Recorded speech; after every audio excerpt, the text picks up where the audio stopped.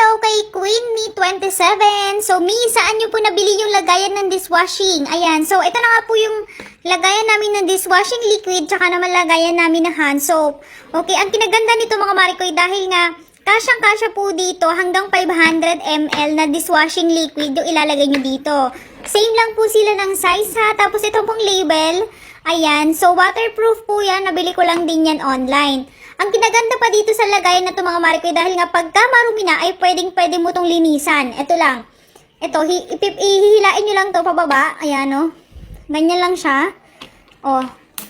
Tapos, matatanggal na siya. Ganyan na siya. O, diba? Sobrang basic lang. Tapos, pwede mo siya linisan dito. Ayan, nung nakaraan kasi nilinisan ko yan, kaya malinis pa siya. Ayan. Tapos, pag ibabalik mo na, ilalagay mo lang din siya. Ayan. Tapos, may ipapasok ko lang dito sa mailalim. Ayan.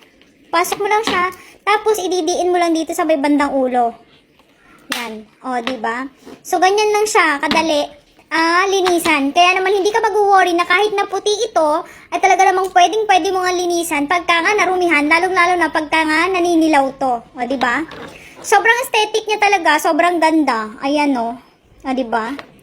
So, ito din yung hand soap namin, 500 ml din yung pwede dito. Kaya naman, kung gusto mo bumili din neto, nako, i-click mo lang yung yellow bag.